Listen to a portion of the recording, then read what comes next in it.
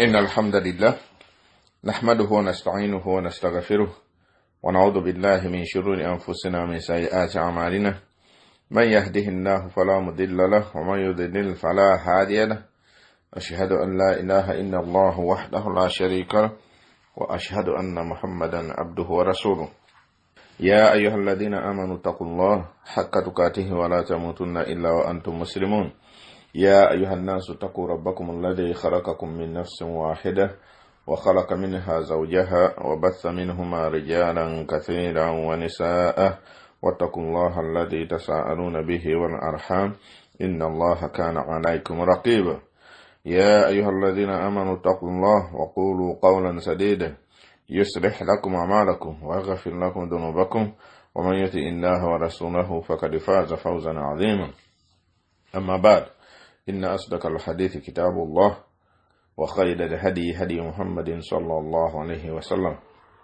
وشر الأمور محدثاتها وكل محدثة بدعة وكل بدعة ضلالة وكل ضلالة في النار أما تقول قلنا مرون جرام جفوك الله عز وجل تمتين ديزان تمسوطنغو تمواجه أسي أكساساني من بكم بكم محمد صلى الله عليه وسلم atera mukisera kyekimu tumuwanjagira atutaase omubisitaani okutulabankanya nga atujja ku mulamwa badwa Allah bulungi abakkiriza tugenda maaso n'omusomo gwaffe ogukwatagana ku kwaziina ng'olwaliro biidhinira kinjagala tutunuulireko ma yuqaalu inda samaa'il adhaani wal iqaama ono awulidde ng'omwaziinyi ayaziina kiki kyateekwa okukola oba bigambo ki byaba alina okwogera. Ono awulidde okwaziina bigambo ki byalina okwogera oba kiki kyalina okukola ng'awulidde okwaziina oba ng'awulidde okukima. Wabula nga tulina okutunuulira nsonga eyo njagala tusooke tutunuulire istihbaabu al adhaani fi awwali al waqti wa taqdimuhu alayhi fi al fajri khaaswa. Ensonga eno twagitunulako ku mulundi ogwaggwa nga tutunuulira ekigambo as-salatu khairu minan nawmi kibeerawa. Kati njaga tukigaziyemukko katono. Sheikh yateeka wano omutwe ogugamba nti istihbabul adhaani fi awwali alwaqti wa taqdimuhu alayhi fil fajri khaswa. Okubirizibwa okwaziina mu kiseera ekisooka amakulu ng'ekiseera ky'eswala kyakayingira tukubirizibwa okuba nga twaziina amangu ddanga ekiseera ky'eswala kyakayingira n'okuba nti tukkirizibwa okuba nga twaziina nga ekiseera ky'eswala tekinnaba ku swala eya fajiri yokka. Amakulu mu kwaziina kwe tuba twaziina tuteekwa buteekwa okuba nti twaziina eswala emaze kuyingira. Amangu ddanga eswala eyingidde then tubeera nga tulagirwa okwaziina. Ddi lwe tukkirizibwa okwaziina ng'ekiseera ky'eswala tekinnaba ku swala ya fajiri yokka nga bwe twalaba nga wayingirawo ekigambo as-salatu khairu minan nawmi. Sheikh agamba nti an Jabirin bin Samura radiyallahu anhu qala, ono Jabiri agamba nti kana Bilalun yuadhinu idha zalati shamsu, nti Bilali ono yayaziinanga amangu ddala ng'enjuba emaze okukyuka, amakulu essola ya dhuhuri ng'eyingidde. La yakhram, ebigambo by'okwaziina byonna yabireetanga nga bwe twabisoma nga talina kyaleseeyo. Thumma la yuqimu hatta yakhruja ilayhi annabiyu sallallahu alaihi wasallama. Ate teyakimanga swala, teyakimanga esswala eno teyagikimanga okujjako nga nabbi sallallahu alaihi wasallama amaze okufuluma. Tukimanyi bulungi nti nabbi sallallahu alaihi wasallama amakaage ennyumba z'abakyala be yayinangamu omulyango nga gugguka butereevu mu masjidi. Kati bwe yafulumanga eri mu nnyumba ye n'ayingira mu masjidi, Bilaali bwe yamulabanga then ng'alyoka akima eswala. Fa idha kharaja aqama hina yaraahu. Nabbi sallallahu alaihi wasallama yafulumanga nga Bilaali atandika okukima esswala ng'amaze okumulaba nti wuno akoze ki afulumye. Nabbi sallallahu alaihi wasallama n'abanga ajja n'abanga asaaza abaisiraamu. Mu hadisi tuyigamu ki? Tuyigamu nti Bilaali yayazinanga amangu ddala nga ekiseera ky'esswala kituuse. Amangu ddala nga ekiseera ky'esswala kituuse ng'ayaziina okuggyako ku sswala ya fajiri nga bitugenda okulaba mu hadisi eddako. Hadisi eno eri mu kitabo kya Abu Dawuda, enjatula eyo ya Abu Dawuda naye nga ojja gisanga ne mu kitabo kya Imam Muslim nga mweri.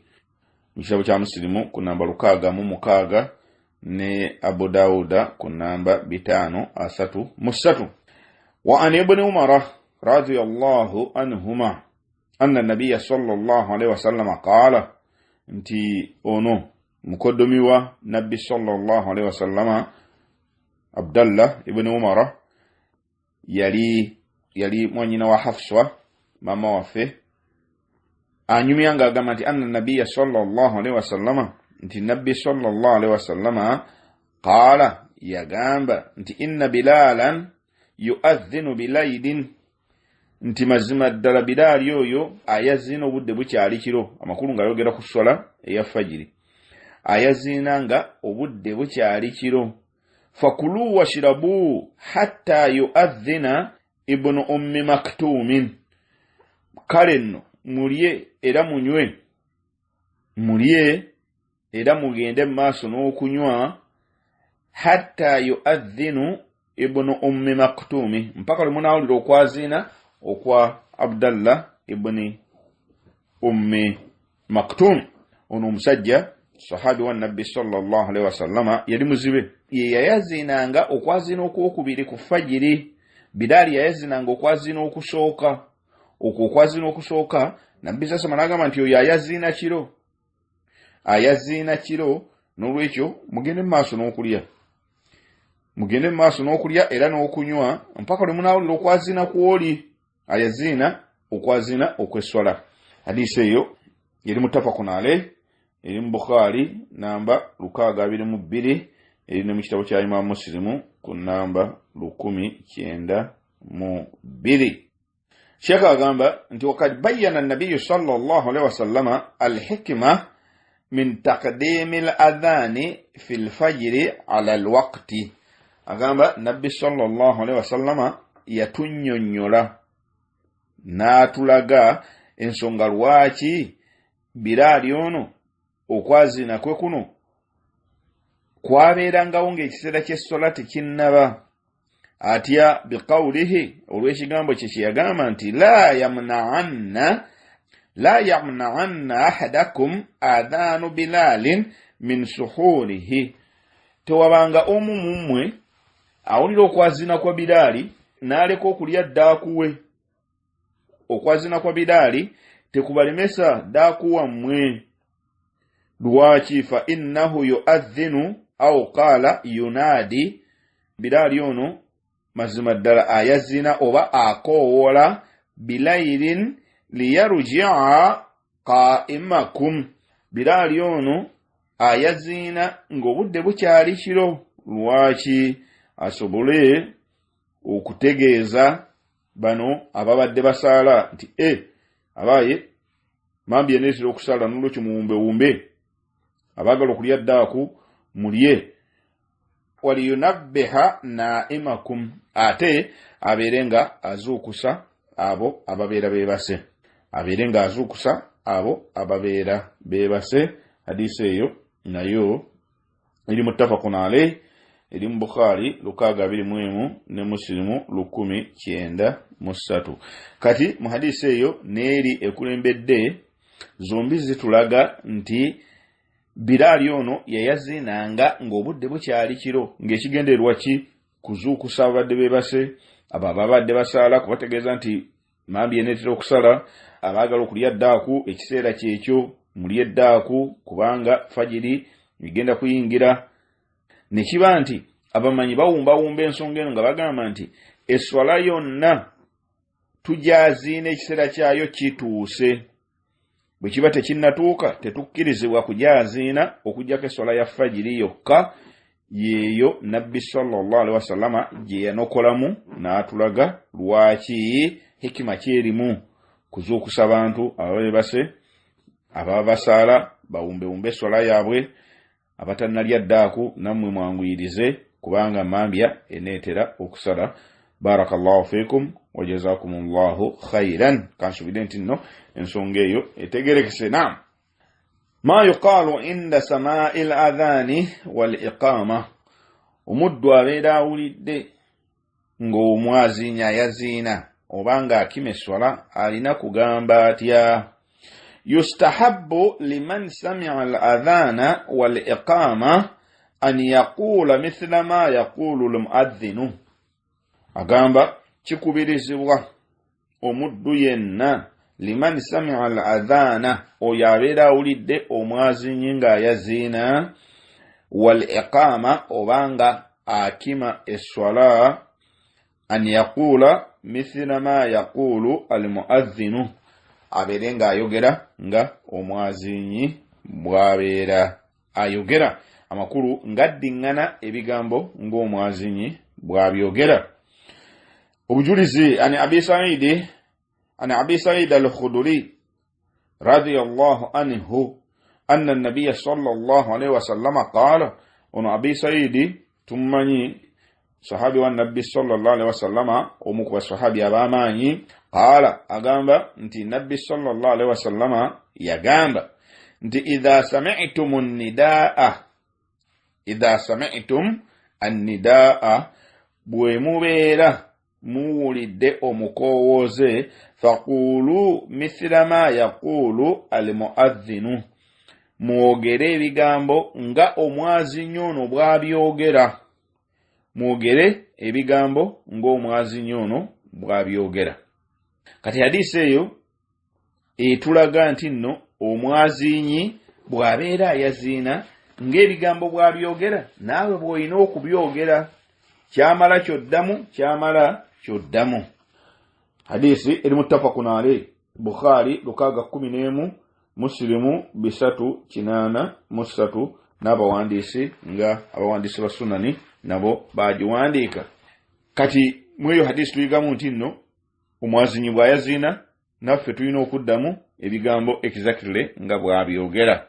Wa an Aishata radiyallahu anha, mama waffe Aisha naye ajja n'atugamba nti anna Rasulullahi sallallahu alayhi wa sallama nti mazima ddala omubaka wa Allah oyo okusaasana n'emirembe bibeere gy'ali kaana idha sami'a al-mu'adhdhin yatashahhadu. Nabbi sallallahu alayhi wa sallama bwe yawuliranga omwazinyi ng'ayaziina nga naye ajulira ng'omwazinyi bw'akola ki? Ng'ajulira ku kwazina kw'omwazinyi ono. Qala agamba nti nno wa ana amakulu yaddangamu ng'agamba nti nange bwe ntyo bwe ŋŋamba. Ayi wa ana ashhadu, nange mpa obujulizi, amakulu nti nange mpa obujulizi nkakasa nga omwazinyi bw'agamba nange bwe ŋŋamba. Awo wa ana aqulu kama yaqulu, nange nno nga bw'agamba nange bwe ntyo bwe ŋŋamba mu njogera endala. Amakulu annyonnyola ebigambo bino nabbi sallallahu alaihi wasallama byeyayogeranga kye bitegeeza. Wa ana amakulu omwazinyi bw'agamba nti Allahu akbar nga nabbi sasa addamu nti wa ana amakulu nange bwe ntyo bwe ŋŋamba nti Allahu akbar. Allah azza wa jalla munene yagulumira yasinga buli kimu, ali waggulu w'ebitonde bye. Bw'agamba nti ashhadu an la ilaha illa Allah nga naye addamu nti wa ana nange bwe ntyo nkakasa nti teriyo asinzibwa mu butuufu okujjako Allahu azza wa jalla. Hadisi eyo eri mu kitabo kya Abu Dawuda ne Ibn Hibban yagiwandiika ne al-Hakimu naye yagiwandiika.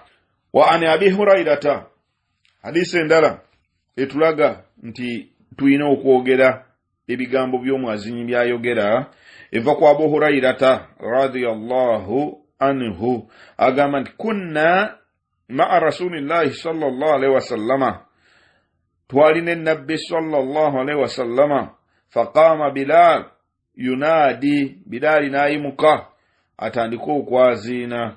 Falamma sakata, Bilaali bwe yasirika, qala Rasulullahi sallallahu alaihi wasallam, amakulu nga Bilaali amaze okwaziina, kwe kuno, qala Rasulullahi sallallahu alaihi wasallam, nabbi sallallahu alaihi wasallam kyava agamba nti man qala mithlu hadha yaqinan dakhala aljanna. Subhanallah.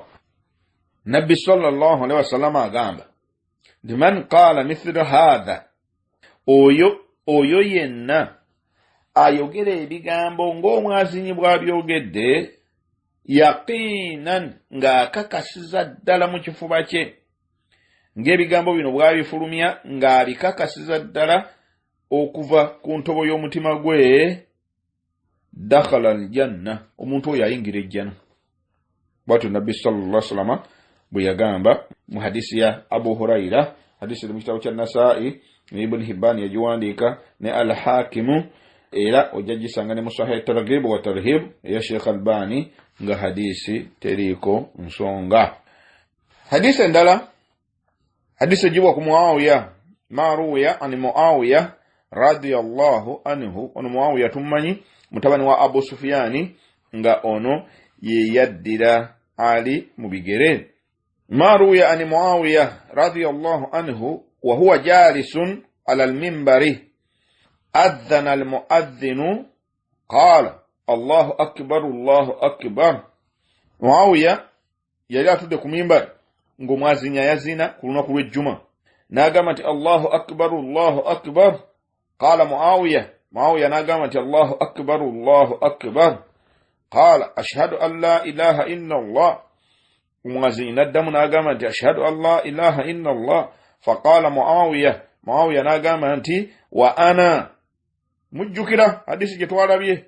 Faqala ashhadu anna Muhammada rasulullah. Faqala Muawiya wa ana, mujjukira hadisi ya mama waffe Aisha gye twalabye waggulu wali. Muawiya ateeka mu nkola ebigambo bya Nabbi sallallahu alaihi wasallam nga bwe yabyogeranga. Falamma anqadha at-ta'dhina qala ayyuha an-nas inni sami'tu Rasulullahi sallallahu alaihi wasallam ala hadha al-majlisi. Mazima ddala abayemu abantu, nze nawulira omubaka wa Allah ng'atudde mu kifonga kino, hina adhana al-muadhdhinu, ng'omwazinya yazina, yaqulu ma sami'tum minni min maqalati, yaqulu ma sami'tum minni min maqalati, nga Nabbi sallallahu alaihi wasallama ayogerera ddala ebigambo nga bwe mubiwulidde mbyogera. Eyo hadisi eyo ewagira hadisi ya mama waffe Aisha ng'eva ku Muawiya bw'atyo bwe yayogera ng'ali ku mimbali oluvannyuma lw'okuwuliriza omwazinyi. Hadisi eri mu kitabo kya Imam Bukhari, hadisi namba 914. Hadisi eri mu kitabo kya Imam Bukhari, hadisi namba 914. Obujulizi obulala era obugoberera ensonga eyo, hadisi ya Anas bin Malik.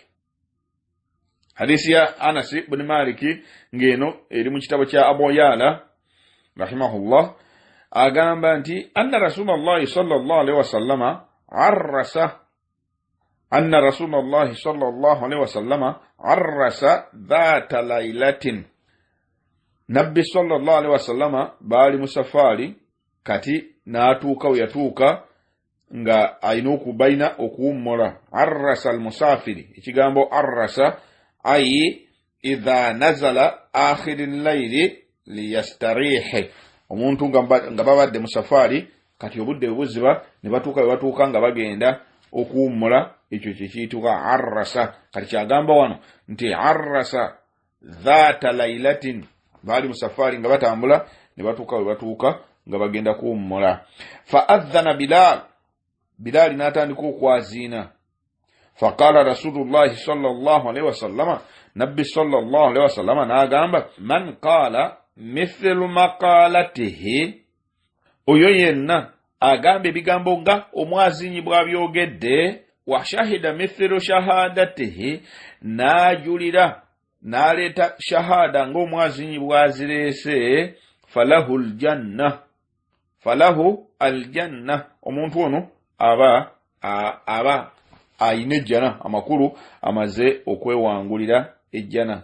Nolwekyo mu hadisi ezo zonna tuyigamu obukulu bw'okuddiŋŋana oba obukulu bw'okuwulira omwazinyi nga yazina naawe noddamu ng'omwazinyi bw'addamu. Obulungi obulimu bwebwo nti omuntu yenna addamu ebigambo ebyo yaqinan nga ddala abikakasa bigira ddala ku ntobo y'omutima gwe, dakhala aljanna. Kati hadisi gye twasusa okulaba egamba etya idha sami'tumu nidaa faqulu mithla ma yaqulu almuadhdhin. Faqulu mithlu ma yaqulu almuadhdhin, mwogere exactly nga omwazinyi bw'agamba. Kati mu zino hadisi endala nabbi sallallahu alayhi wasallam n'agamba man qala mithla hadha yaqinan, man qala mithla hadha yaqinan. Mwene endala n'agamba man qala mithla maqalatihi wa shahida mithlu shahadatihi. Mweli agambye oyenna agamba ng'omwazinyi bw'agambye yaqinan dakhala aljanna. Ate mweno n'agamba nti oyo yenna ayogera nga ebyo byayogedde n'ajulira nga bw'ajulidde falahu aljanna, ejjana amaze okugyewangulira. Kaakati waliwo amasala ago tetujja kusobola gayingiramu, naye geegaliwa. Ahadithi zino nga bwe tuzirabye zitulaga nti amasala ago tetujja kusobola gayingiramu olwaliro, naye tujja gatunulira ku mulundi ogujja insha Allah. Tujja gatunulira ku mulundi ogujja kuba magazimukko tetusobola galeeta mu musomo gwa leero. Kati ahadithi zino zonna nga bwe tuzirabye zitulaga kuddiŋŋana bigambo ng'omwazinyi bw'abyogedde, kuddiŋŋana bigambo ng'omwazinyi bw'abyogedde. Kati ate ne wabaawo ahadithi endala ezitulaga nti nno bw'otuuka ku hayya ala ssola ne hayya ala alfala omwazinyi bw'abyogera, gwe toyogera bigambo ebyo wabula ogamba nti la hawla wala quwwata illa billah. Hadisi esooka an abi rafi, hadisi eva ku abu rafi radiyallahu anhu agamba nti kana ay annabiyu sallallahu alayhi wasallama idha sami'a almuadhdhin, nti nabbi sallallahu alayhi wasallama bwe yawuliranga omwazinyi qala mithlu ma yaqulu, ng'ayogeranga omwazinyi ono bw'akola ki, bw'ayogera hatta idha balaga hayya ala as-salah, hatta idha balaga hayya ala as-salah. Nti nabbi sallallahu alayhi wasallam yayogeranga ng'omwazinyi bw'ayogedde okutuusa lwe yatuukanga ku kigambo hayya ala as-salah hayya ala al-falah qala la hawla wala quwwata illa billah. Owulira nti nabbi sallallahu alayhi wasallam bwe yatuukanga ku kigambo hayya ala as-salah hayya ala al-falah nga nabbi sallallahu alayhi wasallam agamba nti la hawla wala quwwata illa billah. Hadisi eyo eri mu kitabo kya Imamu Ahmada ne mu Sahih Jami umweri, eri ne mu kitabo kya Sheikh Albani silsila sahiha ku namba 275. Kati hadisi endala era erimu ebigambo ebyo ojja gisanga mu kitabo kya Imamu Muslimu ku namba 385 ne Abu Dawuda yagiwandiika 523 n'abalala. Hadisi eva ku Umar ibn al-Khattab radiyallahu anhu agamba nti qala Rasulullah sallallahu alayhi wasallama, umbaka wa Allah kusasa n'emirembe bibere gyali yagamba idha qala al-muadhdhinu, omwazinyi bw'agamba ebigambo bino wammanga Allahu akbar faqala ahadukum, omumwe n'agamba nti Allahu akbar, amakulu naddamu nga bw'agambye thumma qala ashhadu an la ilaha illa Allah, qala ashhadu an la ilaha illa Allah, bw'aleeta shahada naawe n'oddamu shahada. Thumma qaala ashhadu anna muhammada rasulullah, bw'agamba nti ashhadu anna muhammada rasulullah naawe n'oddamu ashhadu anna muhammada rasulullah.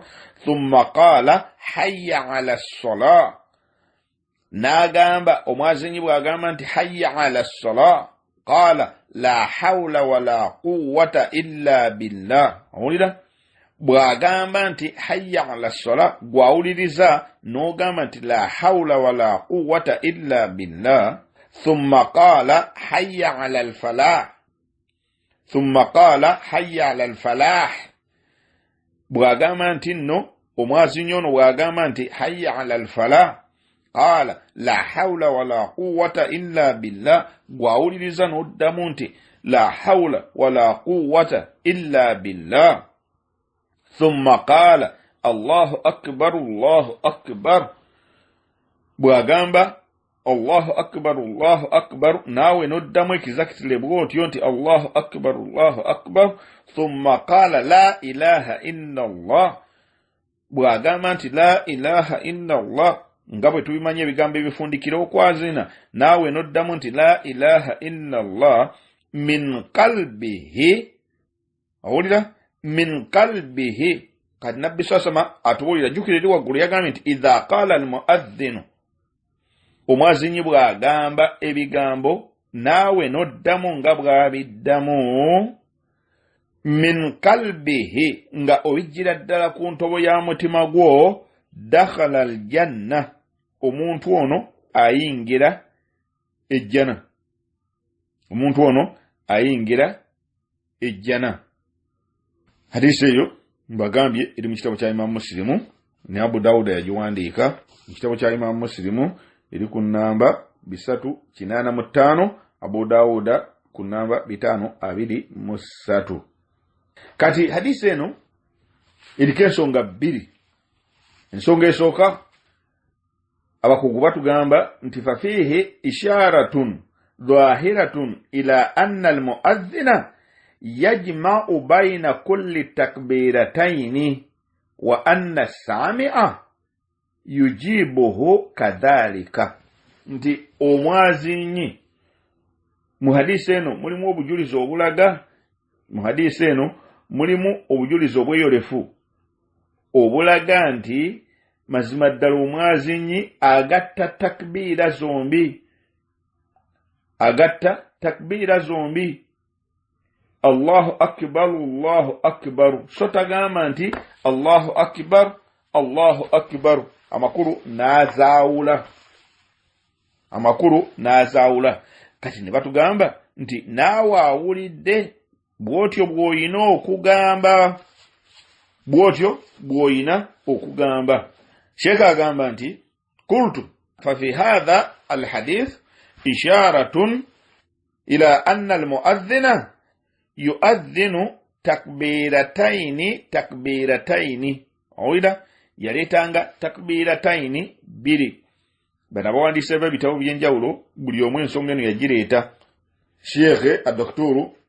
Abdul Azim Badawi ye yayogera ebigambo biri byensoso okugamba mwali wajizu. Ate Abdul Qadir bin Muhammad Boziani Aljazairi owa Safwatul Bayani naye era ensonga eno n'agisimbako amannyo n'agamba nti qultu, nze nno ngamba, wa fi hadha alhadithu, mweyo hadisi eyo gitulabye, hadisi ya Umar ibn al-Khattabi, isharatun, mulimu okulaza, ila anna almuadhdhina yuadhdhinu takbirataini. Mazima ddala omwazinyi ono takbiira zino azigatta. Allahu akbar Allahu akbar, ay ghayru mutafarriqataini, nga takbiira zino tazaawudde. Walaysa takbiratu takbira, taleeta emwemu nti Allahu akbar Allahu akbar kama yaf'aluhu almuadhdhinuna fi biladina, ng'abazinyi bwe bakola mu kibutundu kyaffe oba mu kibuga kyaffe. Wa ba'dhu albuldani al-ukhra, oba ne mu bibuga ebirala, mu bitundu ebirala. Sheikh kyayogera kituufu. Sheikh kyayogera kituufu. Abantu bangi ensonga eyo bwe baba baziina bagamba nti Allahu akbar Allahu akbar. So nga ate enjatula ya hadisi bwetyo si weegamba. Enjatula ya hadisi egamba Allahu akbar Allahu akbar. Abamanyi abamu batuuka wala Sheikh ono wa Safwatul Bayani eri emabega bwe yali amaliriza ekitabo yateekamu bid'aati abantu ze bakola mu kwaziina, ekyo nakyo yakiteekamu mu ebyo ebizuule ebikolebwa.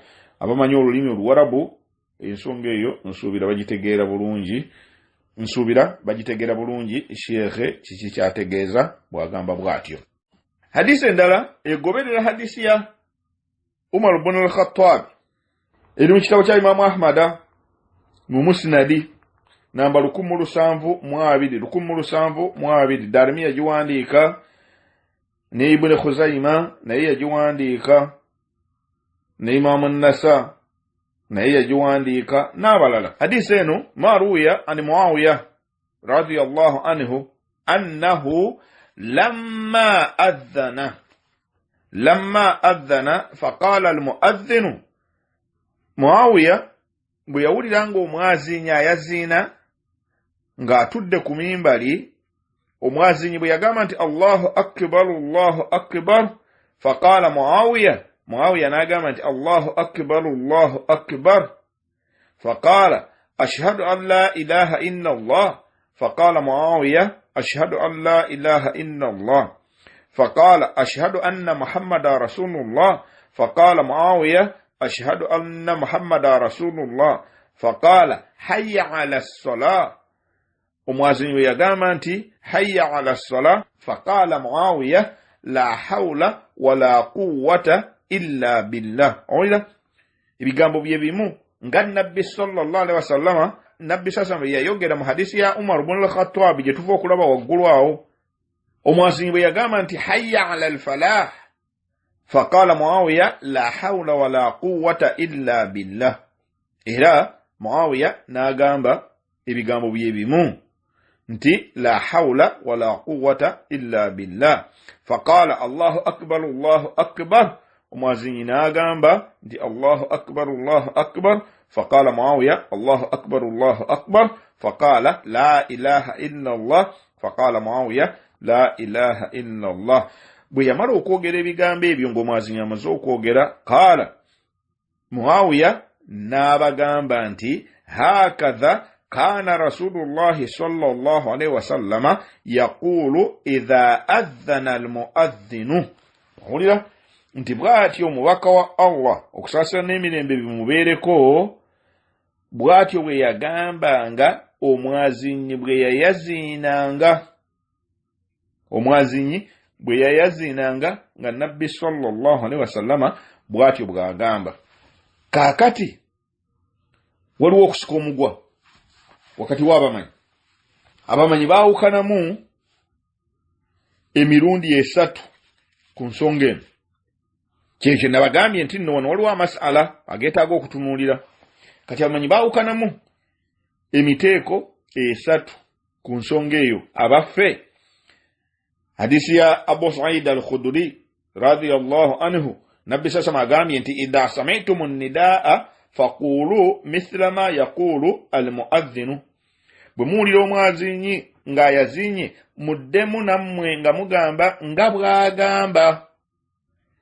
Kati ne tulaba hadisi ya Umar ibn al-Khattab nga Nabbi sallallahu alaihi wasallama amuyigiriza okuddamu ebigambo by'omwazinyi n'agamba nti hayya ala as-salah, qala la hawla wala quwwata illa billah. Wali atugambye nti bwe muwulira omwazinyi muddemu nga bw'agamba, kitegeeza nti nno ebigambo byonna nga bw'abyogera nawe bw'olina okubyogera.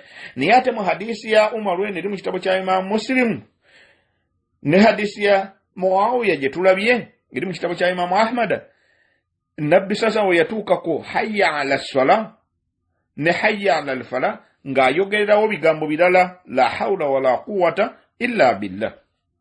Kati Sheikh ad-Dokturu Abdul Azim Badawi yagamba nti faman qala mithla ma yaqulu al-muadhdhin, oyo yenna agamba ng'omwazinyi bw'agamba au qala inda alhayalataini oba n'agamba ku bigambo ebyo hayya ala sala ne hayya ala alfala la hawla wala quwwata illa billah n'ayogerawo nga mu hadisi ya Umar ibn al-Khattabi oba hadisi ya Muawiya au jamaa baina alhayalati walhawqalati faqad aswaba insha Allah oba n'agatta ki n'ogamba nti hayya ala sala la hawla wala quwwata illa billah hayya ala alfala la hawla wala quwwata illa billah amakulu byombi ng'obyogera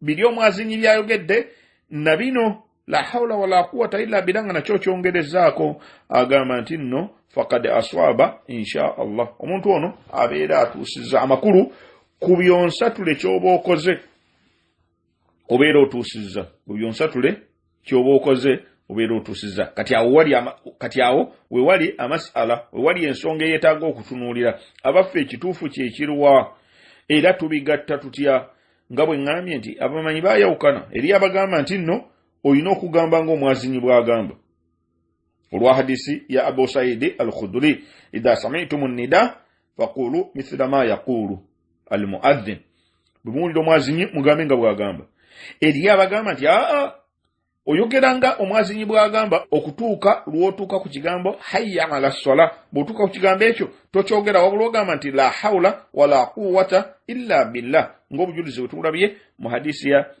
Umar ibn al-Khattab ne Muawiya ibn Abi Sufyan radiyallahu anhum abalala ne bagamba nti okutuusa sunna n'okukolera ku hadisi zombi ebigambo bino byombi obyogera mwazinyi bw'agamba nti hayya ala sala naawe eddamu nti hayya ala sala la hawla wala quwwata illa billah amakulu na kino okyongerezeeko obenga hadisi zombi ozikoleddeko kati awo we wali okusika omugwa biidhinillah ensonga eyo tugenda gireka bwe tutyo tujja gitakolinga ku mulundi ogujja insha Allah tulabe abamanyi bagamba ki ku nsonga eyo era tulabe ki ekigwanidde okubanga kitwalibwa ku nsonga eyo.